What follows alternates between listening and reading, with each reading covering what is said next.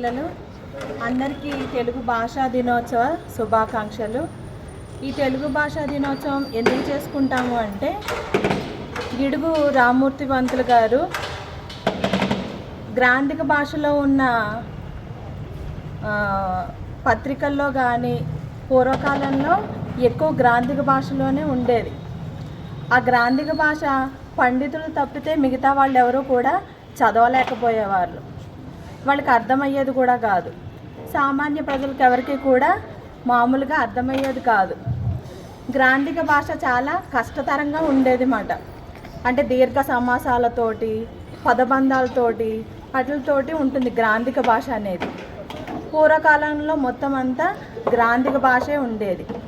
అటువంటి సమయంలో సామాన్య మానవులు కానీ మనలాంటి వాళ్ళు చదువుకోలేని వాళ్ళు వీళ్ళందరికీ కూడా ఆ తెలుగు భాషలో ఉన్న పురాణాలు అయితేనేమి ఇతిహాసాలు అయితేనేమి అవన్నీ కూడా అందరికీ తెలియాలి, అందులో ఉన్న విషయాలు ఏంటో గ్రహించాలి. కాబట్టి అందరికీ అందుబాటులో ఉండాలి అని వాడుక భాషలోకి తీసుకురావడం జరిగింది.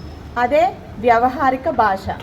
వ్యవహారిక భాష అంటే మనం వ్యవహారాలన్నీ చక్కబెట్టుకునే భాష మాట. ఎప్పుడు మనం ఇంట్లో మాట్లాడుకునే భాష, మనం సాధారణంగా మాట్లాడుకునే భాష వ్యవహారిక భాష.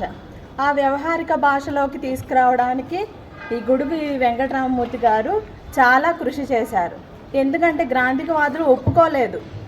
గ్రాంధిక భాషే ఉండాలి, పాఠ్యాంశాల్లో గ్రాంధికమే ఉండాలి, పత్రికల్లో కూడా గ్రాంధికమే ఉండాలి అని వాళ్ళు పోరాటం చేసేవాళ్ళు. ఈయన అందరికీ చెందాలి, ఓన్లీ చదువుకునే వాళ్ళు పండితులకు మాత్రమే గ్రాంధిక భాష అంకితం అయిపోకూడదు, మిగతా వాళ్ళకు కూడా అందులో ఉన్న తెలుగులో ఉన్న విషయాలన్నీ తెలియాలి అని ఉద్దేశంతో ఈయన చాలా పోరాడి శ్రమించి వ్యవహారిక భాషను తీసుకొచ్చారు.